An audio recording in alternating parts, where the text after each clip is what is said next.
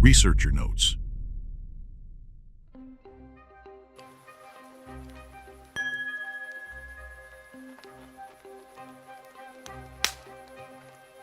I assure you, miracles exist, and I experienced this firsthand thanks to a unique incident. One day, I came into possession of an ancient, massive cross that held special meaning and value for me. Although it might have seemed like a simple ornament to others, for me it symbolized a profound spiritual connection and protection. One day, while preparing to receive a guest, I carefully put the cross in a drawer of my nightstand, as the chain was temporarily broken and being repaired. After the guest left, I immediately returned to the storage place, intending to put the amulet back in its usual spot, but to my horror, I discovered that the cross had disappeared. I searched the entire apartment from top to bottom, repeatedly checking every corner and cabinet, inspecting any possible hidden nooks. For several weeks, I searched everywhere, asking acquaintances and friends questions, consulting psychics and seers, in an attempt to locate the beloved item. One of the female psychics confidently stated that the cross had not been taken out of the apartment, and this statement only strengthened my belief in the possibility of recovering the valuable item. After some time, life brought changes. I moved to another country, renting out my own apartment to new tenants. Before the move, I specifically asked the tenants to inform me if anything were accidentally lost, promising to waive their rent for a month of living. It seemed as if the cross had forever left my life, leaving an emptiness in my soul. The experiences led me to decide to order a new similar symbol of faith, but my heart continued to mourn the original relic. 3 years later, while passing through my hometown, I visited my old apartment to check on the tenants. By chance, I needed to climb onto the loft of the wardrobe, where old boxes and household items had been gathering dust for a long time. I grabbed a stool, opened the wardrobe doors, and froze in shock. Right before me was the gold of an ancient cross, shimmering through the layers of dust and cobwebs. My heart raced, my breath caught with the surge of joy, and my hand trembled, barely holding the golden relic. It turns out that a small box with golden handles had been lying here unnoticed for a whole 3 years. The question remained unanswered. Why did no one throw the box away? Why hadn't it attracted anyone's attention before, despite the shiny appearance of the golden item with delicate enamel detailing? Perhaps an invisible force was protecting the sacred object from prying eyes, keeping it intact and unharmed. This meeting with my old cross became a true miracle, filled with emotions and gratitude. My happiness knew no bounds, and I fervently thanked the Almighty for the return of this precious gift of fate. Now the cross occupies an honored place on my chest, guarding and protecting me daily, proving that faith is capable of creating real miracles.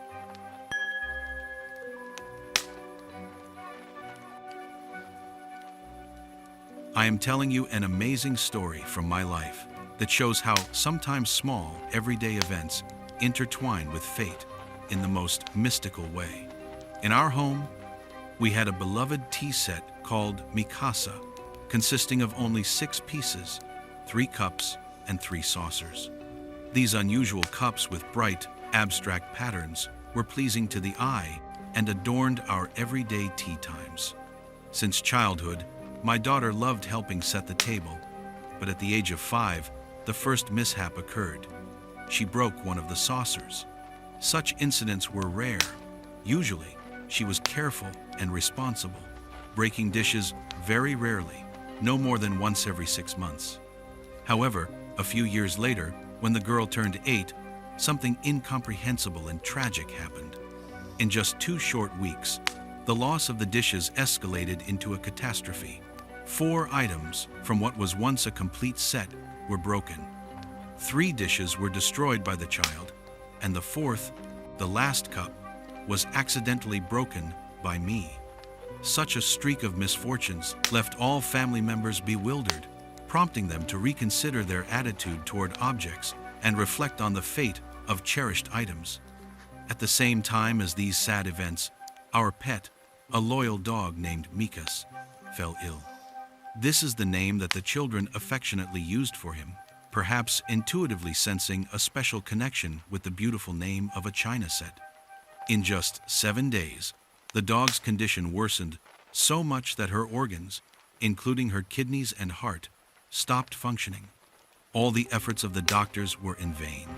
We helplessly watched as we lost the closest member of our family, the true first child of the family.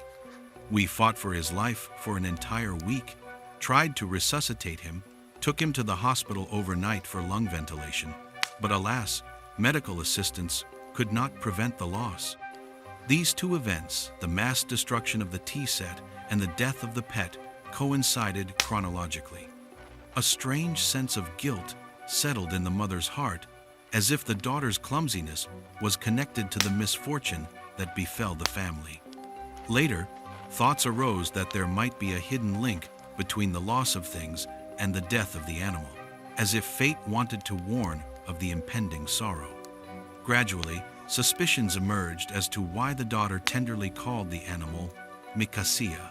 The little girl liked to repeat the name of the tea set, which had served as a symbol of family well-being. The last scene of bidding farewell will forever remain in my memory. As I accompanied my pet's body, I automatically picked up a broom and began carefully sweeping the path leading to the gate of the yard.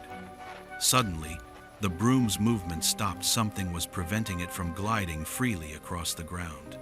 I bent down to take a look and saw a small red plastic heart which gleamed through its translucent surface. Such a toy was completely unusual for the yard. Neither before nor later had anything like it been noticed there. Perhaps it was left by the funeral service workers?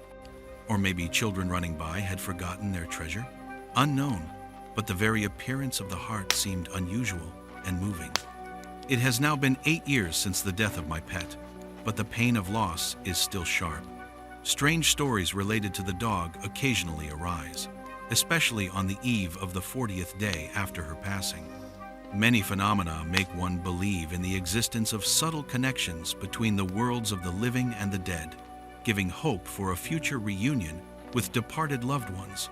The red heart is still kept as a symbol of care and love.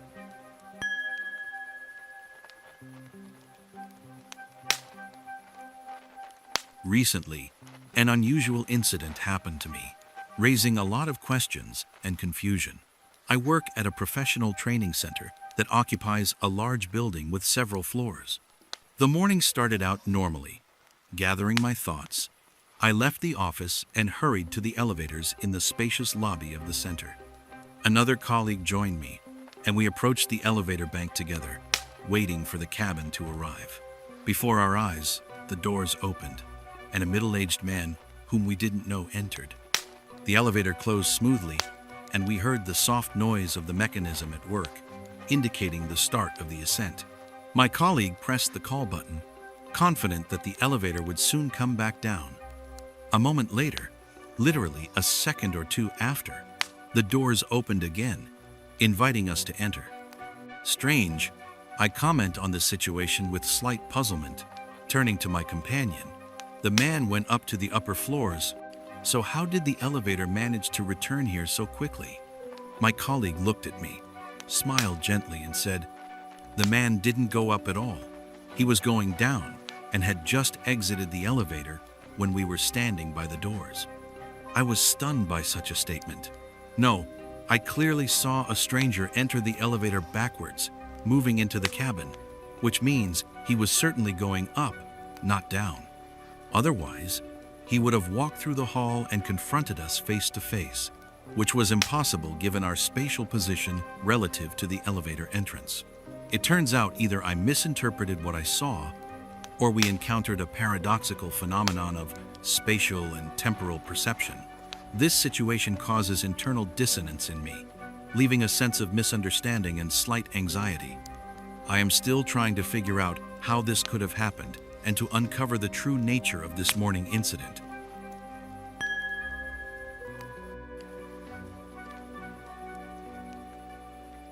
The story of my favorite ring, which was considered irretrievably lost, became a vivid example of how fate delivers surprises and returns lost items in the most unexpected ways. In 2014, I was working at a pharmaceutical manufacturing facility where sanitary standards and safety rules were strictly observed.